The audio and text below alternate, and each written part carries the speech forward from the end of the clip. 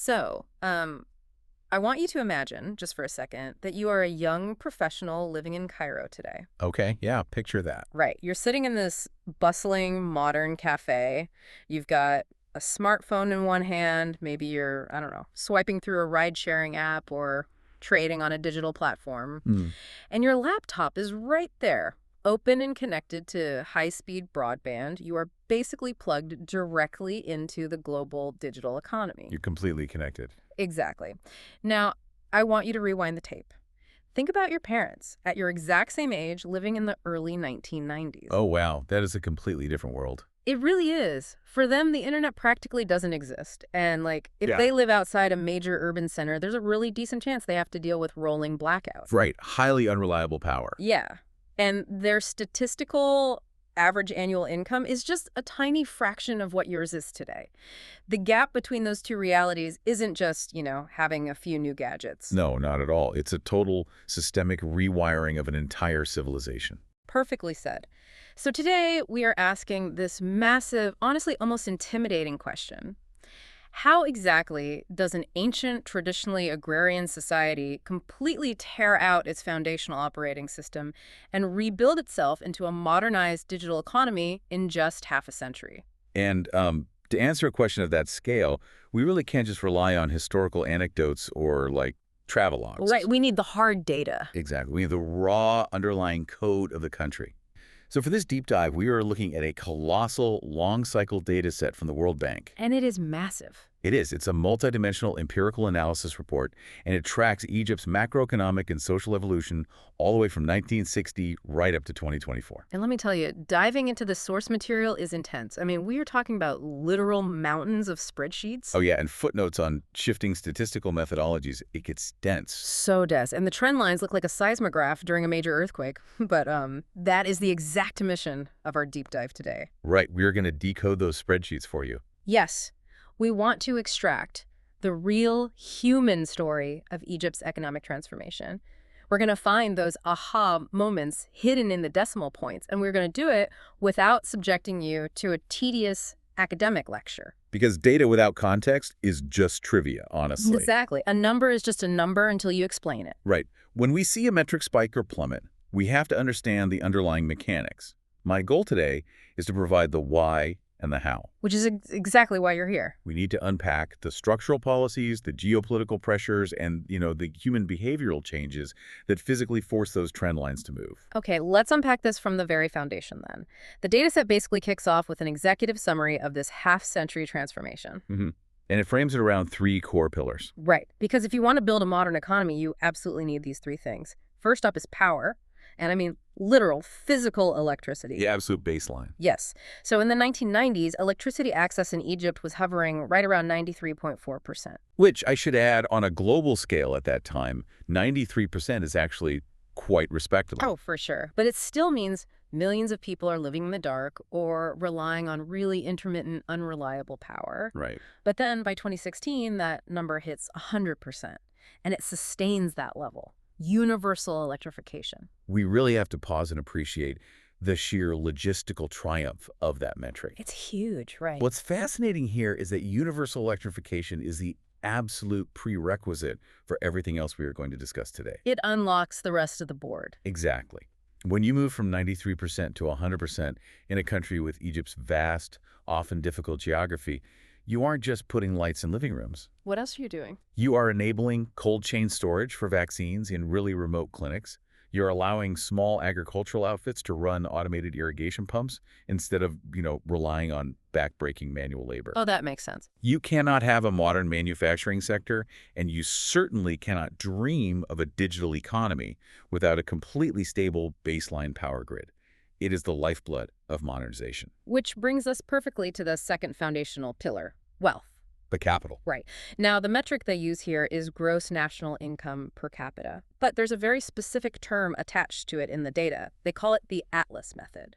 Yes, the Atlas method. Before we get into the actual numbers, what exactly is that? Why not just use straight U.S. dollars? Well, it's a really crucial distinction in economics.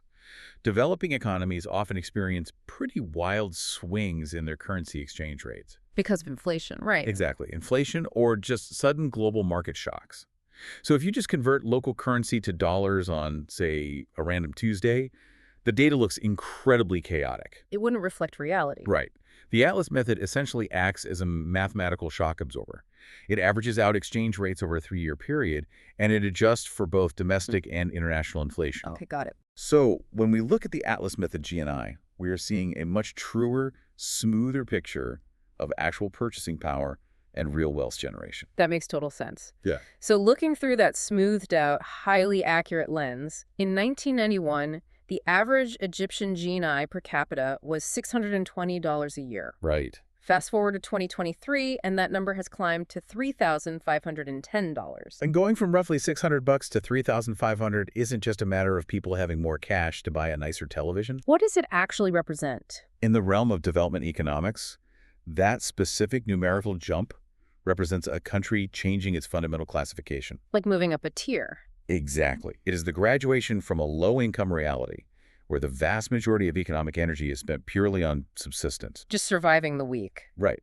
Moving from that to a lower middle income reality. At this new level, citizens actually have discretionary income. They can start saving. Yes, they start saving, they start demanding better domestic services, and their spending begins to create an internal consumer market that fuels further growth. And today, that internal consumer market is increasingly online, which is the third pillar.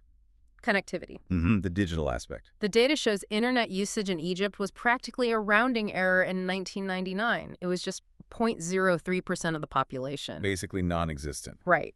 But by 2021, it absolutely skyrockets to 71.9%. So you have a baseline of power, you have a growing pool of capital, and now you have mass information. Like I said before, they are the holy trinity of modern economic development: power, capital, and connectivity. But, when I look at these three pillars happening simultaneously, I keep picturing what a monumental headache this must be on a logistical level. Oh, it's a nightmare for central planners. It has to be. I mean, you are rewiring the entire electrical grid to reach the furthest corners of the country. You are laying down millions of miles of fiber optic cables, and you are trying to stimulate wages. All at the same time. All while millions of new citizens are being born every single year. It's honestly like trying to upgrade a commercial airliner's engines mid-flight. That's a great way to put it. But these foundational upgrades didn't just happen by magic. Right, there had to be a catalyst. They were driven by a very specific underlying force. The population itself was changing shape. So let's get into the demographics then, because the numbers here chart a profound shift in the very structure of the Egyptian family. It's really the engine driving the entire machine. We are looking at the working age population, basically people between 15 and 64 years old. In 1960, they made up 54% of the total population. But by 2023, that demographic swelled to over 62%.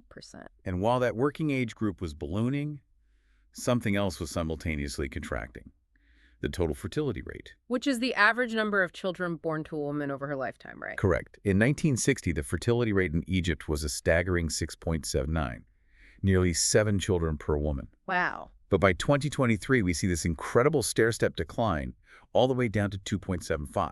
A drop from almost 7 kids per family down to fewer than 3. That doesn't just change the economy, that redefines the architecture of the household itself. Absolutely. I mean, it changes the role of women, it changes how inheritances work, it honestly changes the physical size of the apartments people live in. It changes everything. And from a macroeconomic perspective, the convergence of these two trends, more working-age adults and fewer dependent children, creates what economists call a demographic dividend.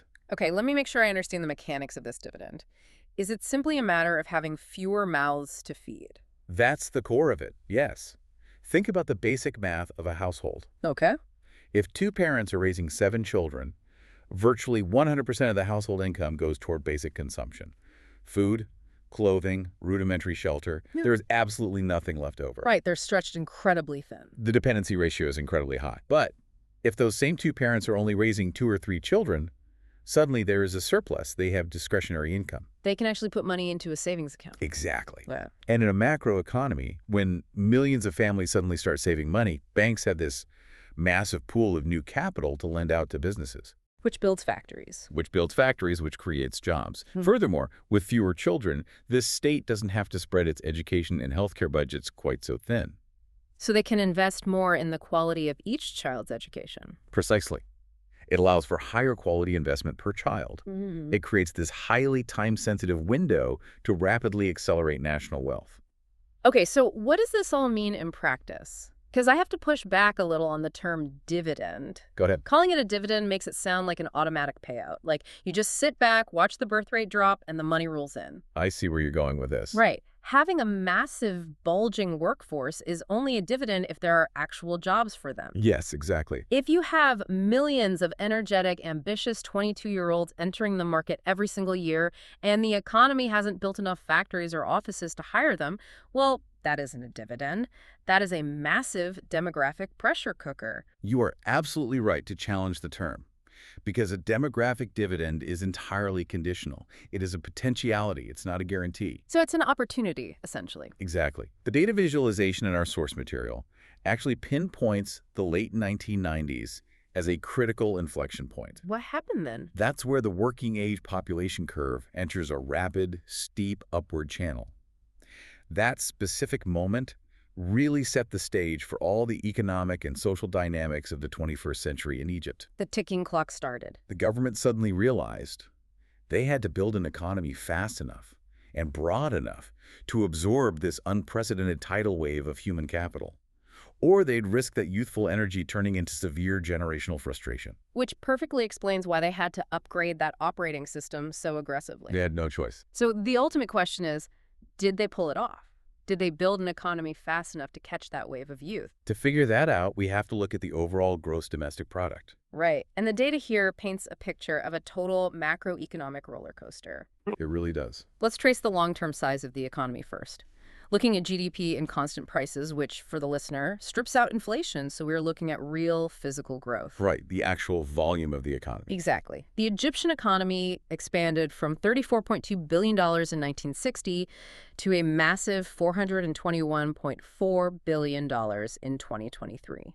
That is a more than tenfold expansion in real terms. Yeah. By any standard of economic history, growing the fundamental engine of a nation from 34 billion to 421 billion is a monumental achievement. It is a triumph of industrialization. But that growth was anything but smooth, like you said, a roller coaster. If you layer the annual growth percentage rates over that long-term expansion curve, it looks incredibly violent. Very spiky. Yeah. For instance, there is a massive, dizzying peak in the late 1970s.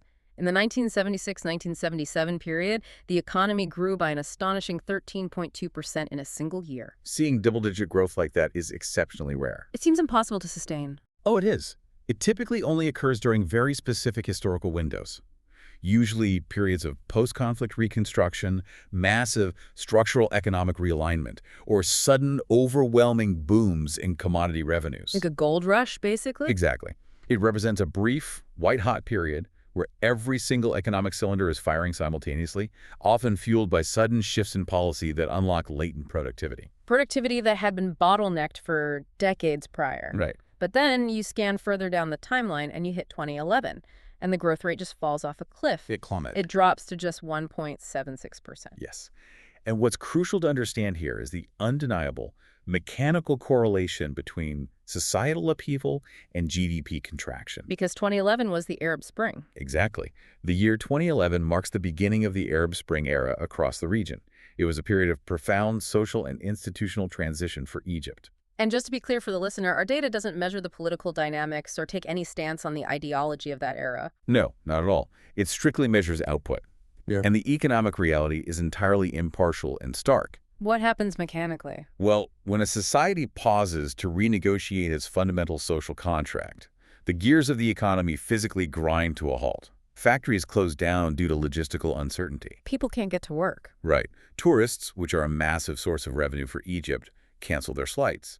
Foreign investors hit the pause button, deciding to wait and see how the dust settles before deploying capital. So that 1.76% figure is simply the mathematical cost of profound uncertainty. Exactly. It's the price of transition. And even recently, looking at 2022 and 2023, the data shows another distinct slowdown.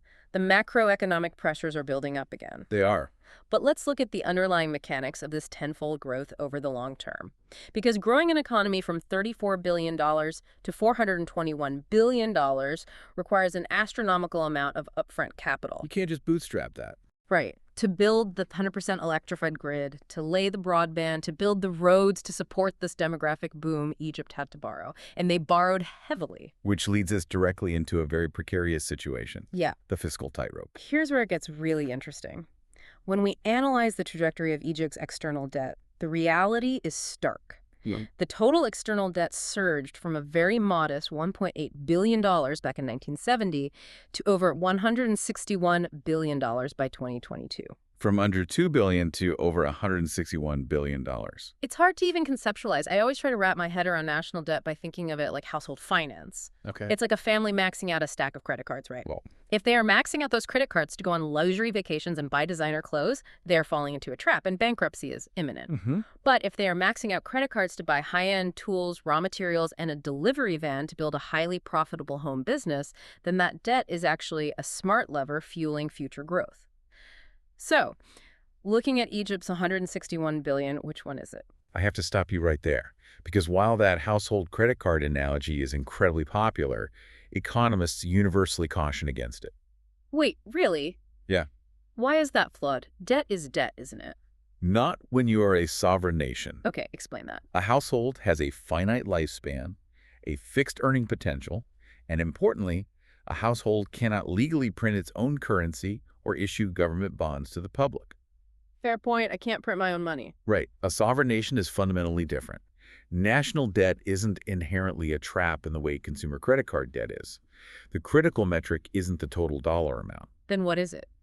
The critical metric is what that debt is being used for, and the nation's capacity to service the interest on that debt over time. Ah, okay. If we look at Egypt's high-level growth phase of external debt over the last decade, we see a state aggressively financing megaprojects. Like what? They are building entirely new administrative cities in the desert, expanding mass transit networks, and constructing massive, world-class power generation plants. So they are buying the tools and the delivery van. Exactly. The economic wager the state is making is that these infrastructure upgrades will exponentially increase the future productivity of the economy. Allowing businesses to operate faster. Faster, export more, and ultimately generate a tax base that easily outpaces the cost of servicing the initial debt. Okay, I see the distinction. They are investing in the physical capacity of the nation to exist at a much larger scale. Precise. But there's a vulnerability there, isn't there? Because the data shows a stacked chart comparing this external debt against government revenue. And the government revenue, the actual taxes and fees the state collects to pay for things, is incredibly volatile. That is exactly where the tightrope comes in. How so? Egypt's domestic revenue collection has historically struggled to keep a steady, mashing pace with the sheer aggressive scale of its infrastructural ambitions. So they are spending faster than they are collecting. Yes, because domestic tax revenue fluctuates sometimes due to structural inefficiencies, sometimes due to a large, informal cash economy. A fiscal gap opens up. And how do they bridge that gap? To bridge it, the data highlights that Egypt frequently relies on international grants, foreign aid, and external financing. Which means they're vulnerable. Very.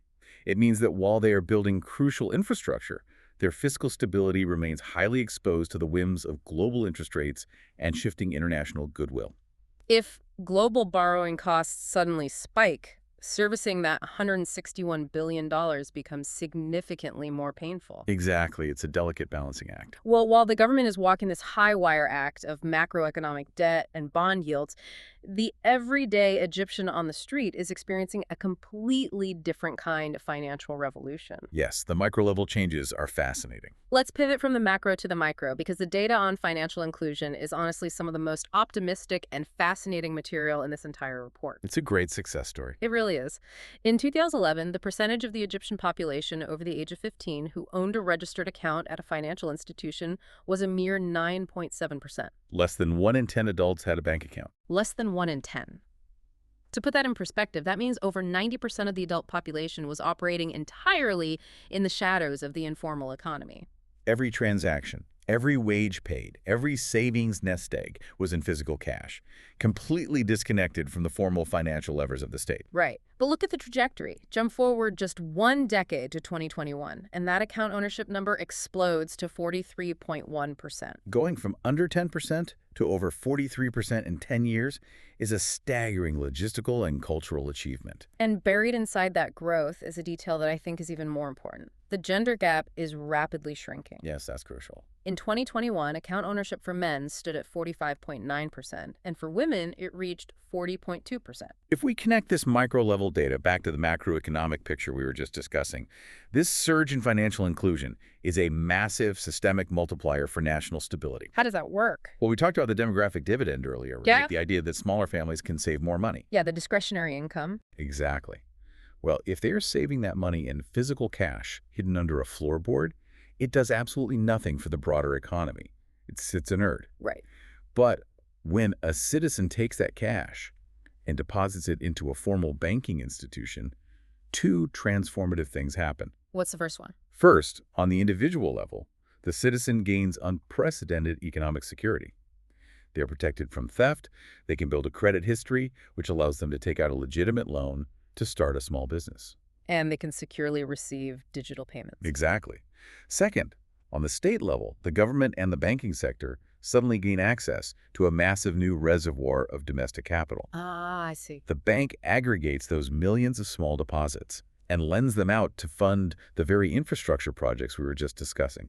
It brings the invisible informal economy into the light. Giving the state much deeper fiscal roots. Exactly. And I really want to linger on that closing gender gap for a second because the cultural implications are massive here. They are profound. Going from near zero formal financial inclusion for women up to 40.2% is huge. A bank account in your own name is often the very first critical step toward true personal autonomy. Absolutely. When a woman controls her own capital, even if it's a really small amount, she dictates her own economic independence. She gains a tangible voice in household spending decisions. She has the power to direct funds toward her children's education, and she has the infrastructure to launch her own entrepreneurial ventures. We are essentially looking at a quiet, sweeping social revolution taking place inside bank branches and through mobile money applications across the country. It is a structural shift in societal roles, and this domestic financial modernization, this formalizing and digitizing of the internal economy, is intimately tied to how Egypt interacts with the rest of the world. Because a country with a functioning, inclusive financial sector is a country that can reliably participate in complex global trade and attract foreign capital. Which is the perfect transition to look at Egypt's global integration. Let's examine foreign direct investment, or FDI, and overall trade. Okay, let's look at the numbers. The data charts a fascinating, albeit volatile, history with foreign capital. FDI hit a historical peak back in 2007, reaching 9.3% of the total GDP. Right. Then, mirroring the societal shocks we discussed regarding 2011, the foreign investment fluctuates wildly. Uncertainty penalty again. Yeah. But recently, the data shows a significant rebound, with FDI climbing back up to $11.4 billion in 2022.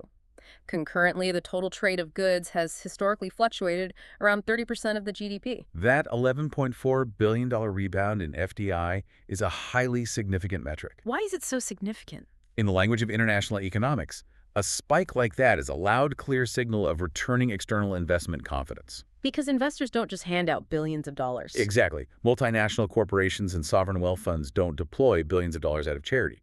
They're looking at the foundational upgrades we discussed at the top of the show. The power, the internet. The fully electrified grid, the expanding broadband, the growing youthful workforce, and the formalizing financial sector.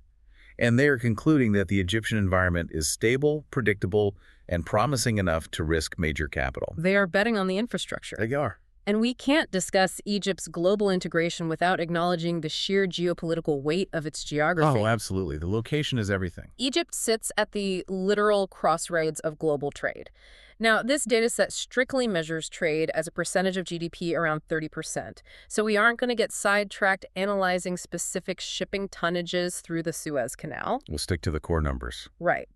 But conceptually, when a nation is geographically positioned as the bridge between Asia, Africa, and Europe, it absorbs the whiplash of international markets instantly. It's highly exposed. When global supply chains are humming and healthy, Egypt's logistics and transit centers thrive. But when global trade contracts, whether due to a pandemic or a recession in Europe, Egypt feels the shockwave immediately. They are deeply, structurally embedded in the health of the global system. They are essentially a bellwether for global commerce. Yeah. But attracting massive foreign factories, running major logistics hubs, and simply sustaining the daily lives of over 100 million increasingly digitized citizens requires one fundamental input above all else: It all comes back to energy, immense, continuous amounts of energy. right? And this is where we hit what the data reveals as a massive structural contradiction. The energy paradox. Yes. Earlier, we celebrated the fact that Egypt achieved 100% universal electricity access. It's an undeniable logistical triumph. It is. But then you turn to the data on the energy structure itself.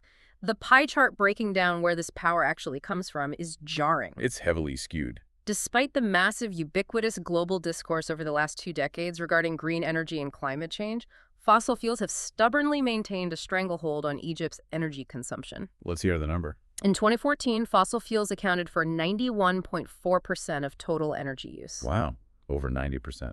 And while that percentage remained static, the sheer volume of power being demanded exploded. Per capita electricity consumption more than doubled, jumping from 651 kilowatt hours per person in 1990 to 1,492 kilowatt hours in 2014. That is a massive surge in baseline demand. And renewables. They are barely a sliver of the pie, hovering around a mere 5.3%. It is a stark visual reality. The grid is universal, but the fuel feeding the grid is almost entirely carbon-based. I'm really struggling to reconcile this. Why is that? We praise the 100% electrification rate as a leap into the modern age. But if it's 90% powered by burning fossil fuels, it feels like a Pyrrhic victory. Okay. It's like a city realizing it has a massive public transportation crisis, so they buy a fleet of brand new, beautiful buses to get everyone to work. But the buses all run on coal.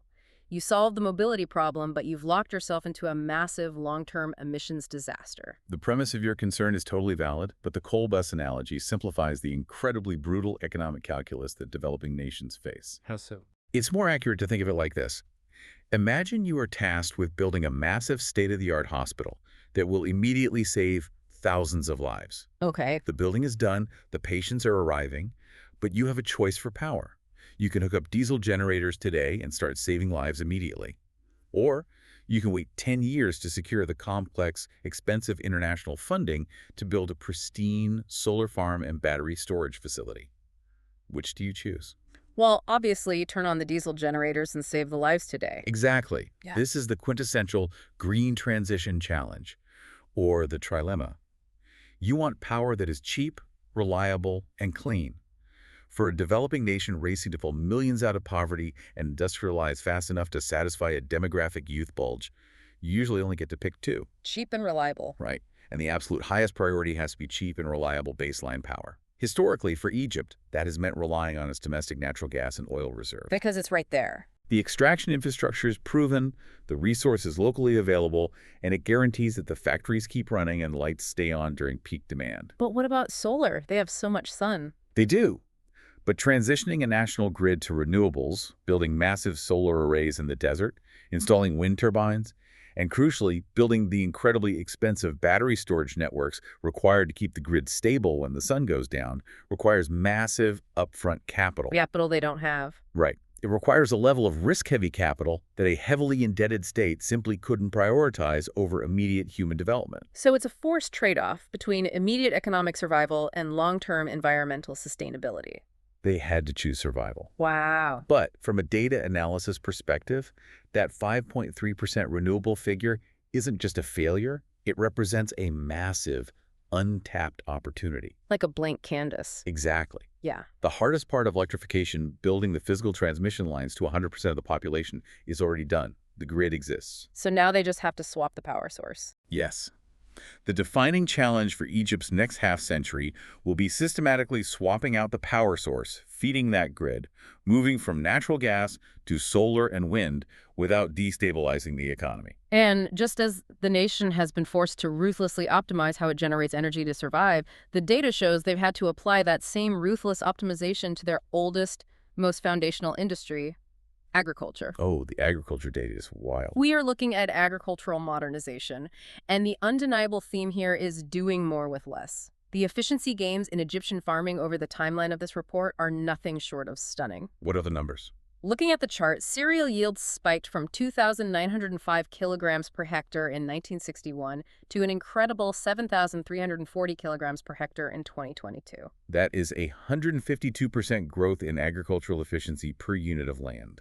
It is a triumph of modern agronomy and sheer human ingenuity. If you visualize this data, you have this steep, soaring line connecting the 1961 starting point to the 2022 peak. It looked like a pure, unadulterated victory over nature. It does. But then, right next to that soaring yield curve, there is another metric tracking the exact same timeline: the incredibly intense, perpetually high use of chemical fertilizers.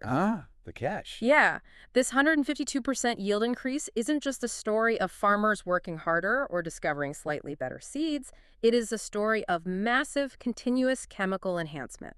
And this brings us face to face with the absolute biological limits of geography. Explain that. What do you mean? We are looking at the ultimate tension between immediate efficiency and long-term ecological sustainability. Egypt has a booming, massive population. We saw that in the demographics section, crossing over 100 million people. Right. But their geography is a trap. They have a strictly, rigidly limited amount of arable land, almost entirely confined to the narrow green ribbon of the Nile Valley and the Delta. Because the rest of it is just desert. Exactly. You cannot easily or cheaply terraform the Sahara Desert into wheat fields. No, of course not. So if you cannot expand your agriculture horizontally by claiming more land, you are forced to expand vertically. Pushing the land harder. You have to force every single square meter of existing soil to produce exponentially more calories than it naturally would. To achieve that, you have to push the soil to its absolute biological limits. You essentially have to pump the dirt full of chemical fertilizers to artificially force it to yield 150% more food just to keep pace with the population growth. Exactly. And while this strategy successfully secures the domestic food supply and prevents famine in the short to medium term, it operates like a biological credit card. Another debt. Yes, it comes with heavy, compounding environmental interest rates, severe soil degradation, water table pollution from chemical runoff, and a dangerous strategic reliance on the volatile global fertilizer market. Because if they can't import the fertilizer, the whole thing crashes. If global supply chains for fertilizers are disrupted, Egypt's agricultural miracle is immediately threatened. It is yet another precarious tightrope. So the state is pushing the agricultural field to their absolute limits to prepare for the future. But the data shows they are applying that same aggressive drive for efficiency to the human mind. Let's talk about human capital. Yes, human capital and education. The metrics in this section chart what can only be described as a profound intellectual awakening across the country. The literacy rates are amazing. Total adult literacy soared from 38.2% in 1976 up to 79.4% in 2021. And the foundational pipeline is rock solid. Adjusted primary net enrollment hit 98.4% by 2022. So the state is successfully getting nearly every single child into a classroom. Yes. And critically, it's not just about getting them through the front door.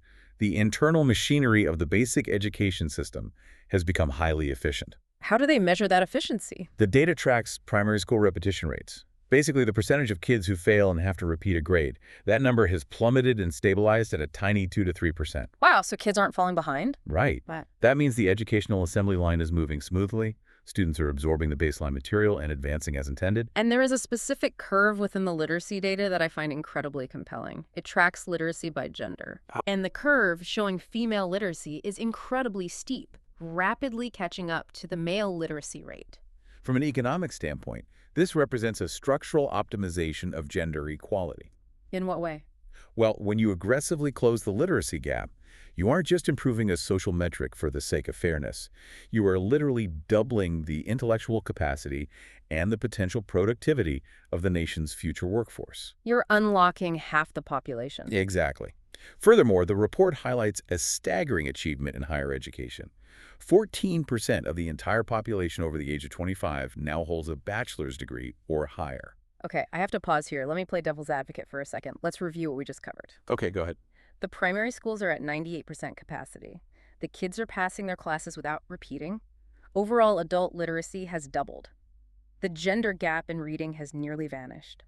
And millions upon millions of young Egyptians are studying hard, passing their exams, and earning university degrees. Sounds perfect. It does. On paper, this sounds like a total, unequivocal, utopian victory for human development. You've built a highly educated, modern population, But considering everything we've discussed today about tightropes and paradoxes, I feel a massive but coming. You feel it because you are anticipating the macroeconomic collision. I knew it! It was a brilliant victory of human capital creation. The state did exactly what it promised to do. It educated the youth.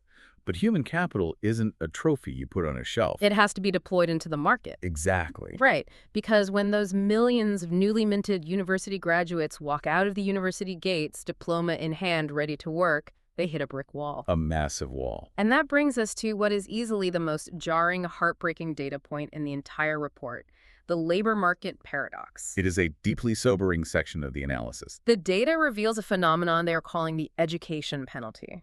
Listen to this. The unemployment rate for highly educated workers in Egypt is actually significantly higher than the unemployment rate for those with only a basic primary education. It's completely counterintuitive. Wait, let me make sure I'm reading this right.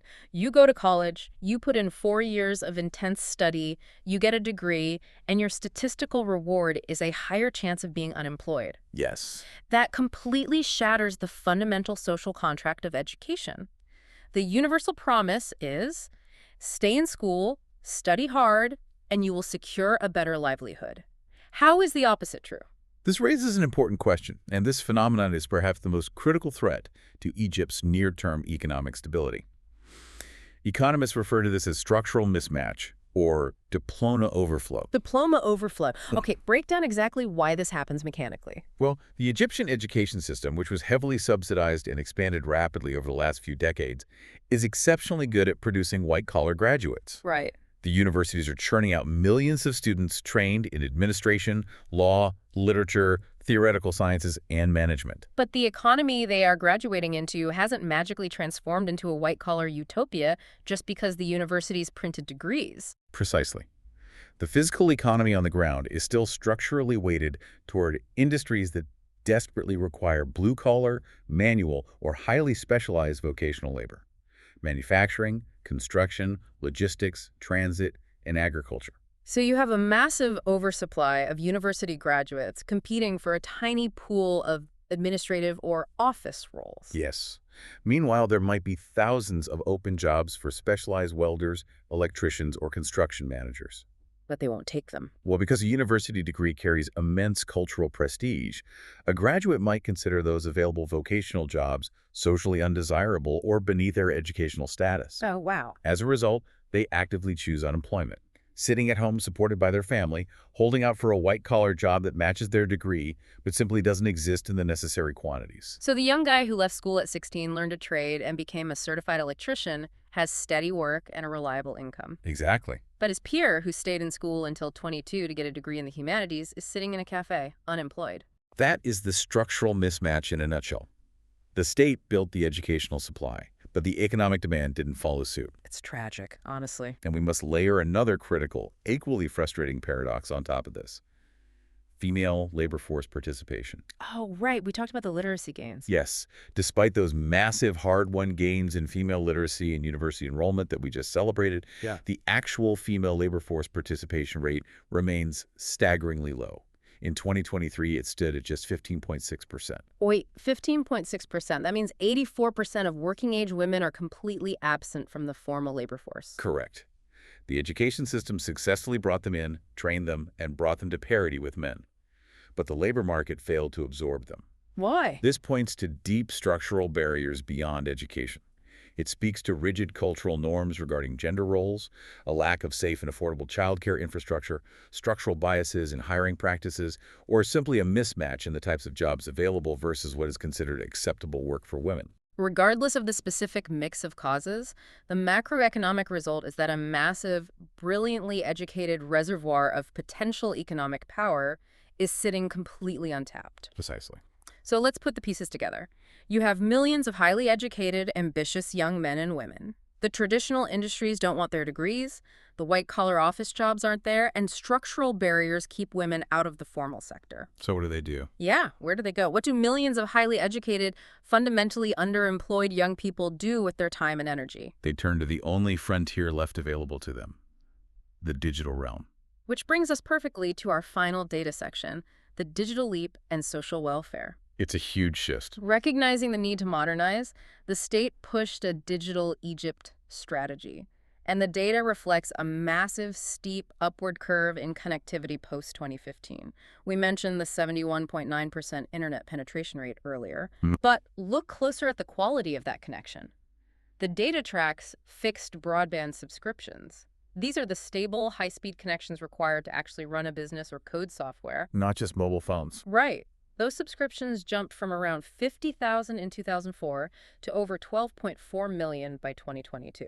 We are talking about hyperconnectivity at an unprecedented scale. Yeah. And it is crucial to analyze this digital explosion alongside the underlying social welfare metrics. Let's look at poverty. Over the same general period of digital expansion, the population living below the absolute poverty line, which this report defines strictly as surviving on less than $3 a day, plummeted. What are the numbers? It dropped from 7.1% in 1990 down to just 1.4% in 2021. Wow. So grinding absolute survival level poverty has been significantly curtailed. People aren't starving. Yes, the basic floor of survival has been raised.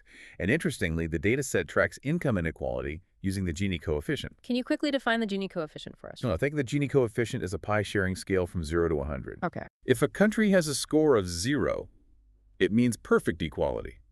Everyone gets the exact same size slice of the economic pie. Which never happens. Right. If the score is 100, it means absolute inequality. One single person has the entire pie and everyone else has nothing. So where do most countries sit? Most developed nations hover somewhere in the 30s. According to the data, Egypt's Gini coefficient has held remarkably steady at around 30 for Oh, decades. that's really interesting. It implies something very important. While the country's total wealth expanded massively, from $34 billion to $421 billion, and absolute poverty was virtually eliminated, the gap between the rich and the poor didn't wildly spiral out of control. So the new wealth didn't exclusively pool at the very top of the pyramid. Exactly. It circulated just enough to lift the bottom. Okay, let's connect the dots between this digital leap, the poverty metrics, and that heartbreaking labor paradox we just discussed. Okay, tie it all together. You have a society where absolute poverty is down. People have the basic means to survive. You have high-speed internet blanketing the urban centers. But formal, traditional jobs for university graduates are incredibly scarce. Yes. What you inevitably end up with is a highly connected, highly educated population trying to digitally hustle their way out of a structural job deficit. A digital hustle economy. Exactly. If they can't get a job at a bank or a logistics firm, they open a laptop. They're freelancing graphic design for clients in Europe. They're starting micro e-commerce side hustles on social media platforms. They're teaching themselves to code apps. They're driving for ride shares to utilize their assets. The digital infrastructure isn't just a convenience. It is acting as a massive pressure release valve for that demographic pressure cooker we identified at the very beginning of the deep dive. That is a brilliant synthesis of the data. Yeah. The digital leap essentially provides an alternative, parallel economic ecosystem. It has. Right. When the traditional physical labor market structurally fails to clear the massive oversupply of white-collar graduates, the youth migrate their economic ambitions to the digital cloud. Wow. Okay, we have covered a staggering amount of ground today, tracing 60 years of intense, honestly, often painful evolution. It's a lot to process. As we close the book on this World Bank report, let's build a mental radar chart for you, the listener. Let's plot the absolute extremes of Egypt's socioeconomic landscape as it stands right now. Okay, let's start with the positives. Right. On the side of massive opportunities, the chart is glowing brightly. Very brightly. The nation possesses a fully electrified, universal power grid. They have laid down a high-speed digital infrastructure that connects the vast majority of the population. They possess a hyper-efficient, highly modernized agricultural sector, squeezing every calorie out of the land. And perhaps most importantly, they have a massive, highly educated, universally literate youth demographic that is hungry to work.